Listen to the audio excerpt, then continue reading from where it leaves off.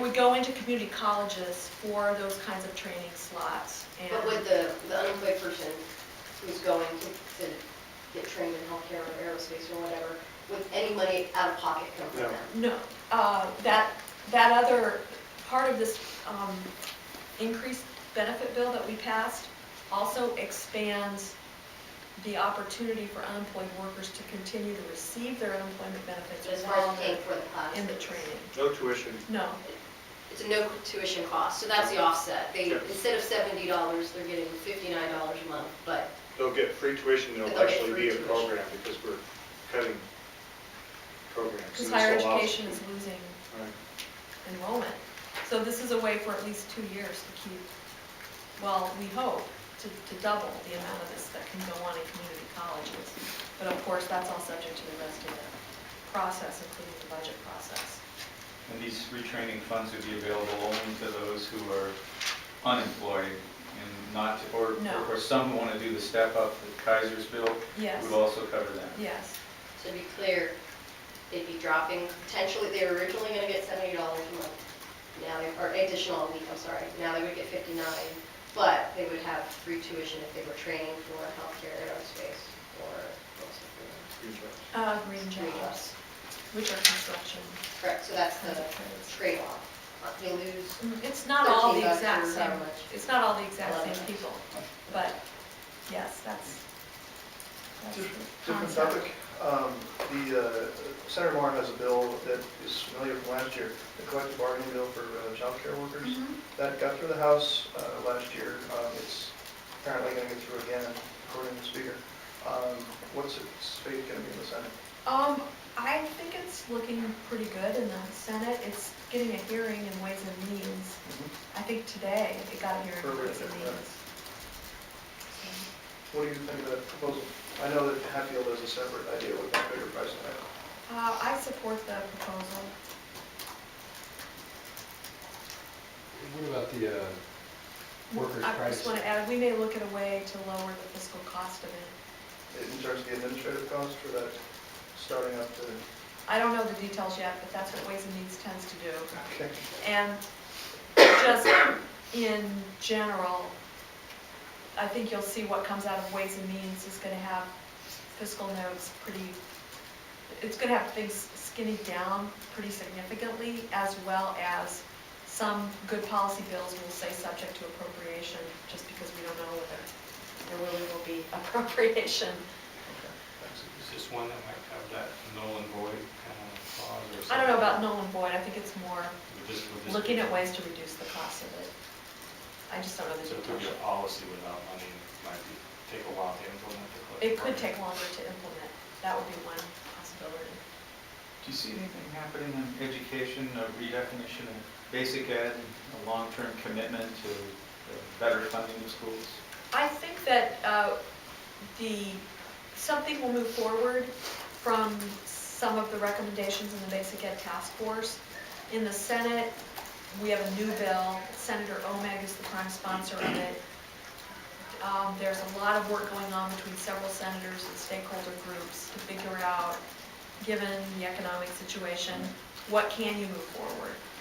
We're pretty committed to moving forward on the data system front, because part of being able to have a better education funding formula is to have school districts all having similar accounting systems and to have a good data management system at the state level so we can really track where the money goes and et cetera. So I think that piece is going to move forward. Even if it has a fiscal cost, it might be worth the investment to be ready at the point in time when we can ramp up education funding.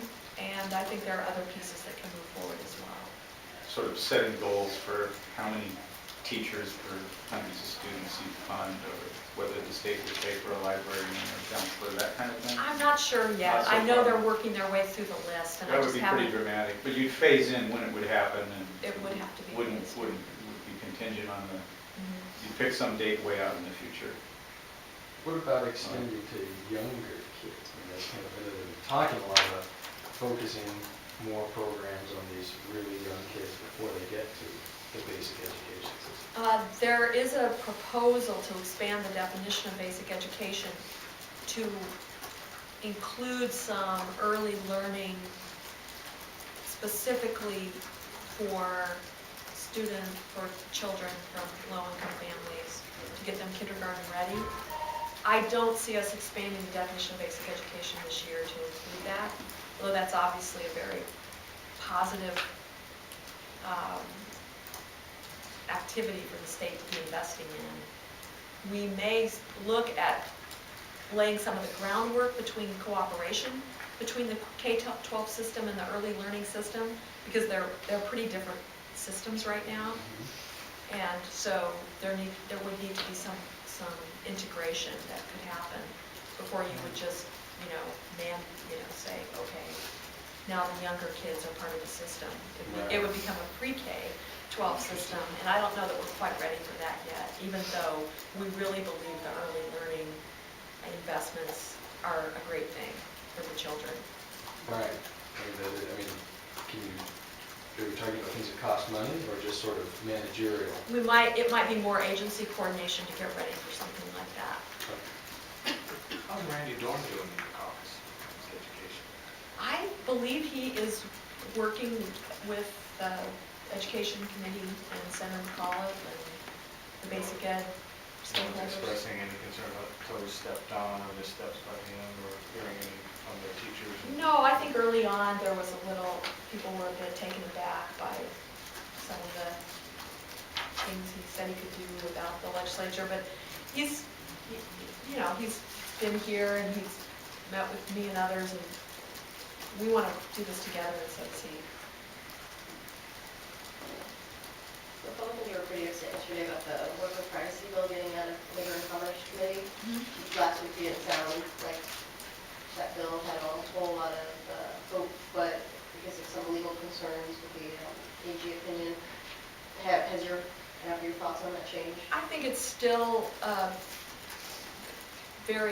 obviously it's still very controversial bill. It's very high priority for organized labor. It's very high priority to kill for business community. Hasn't been much meeting of the minds or finding common ground. So I think we're still trying to work our way through that.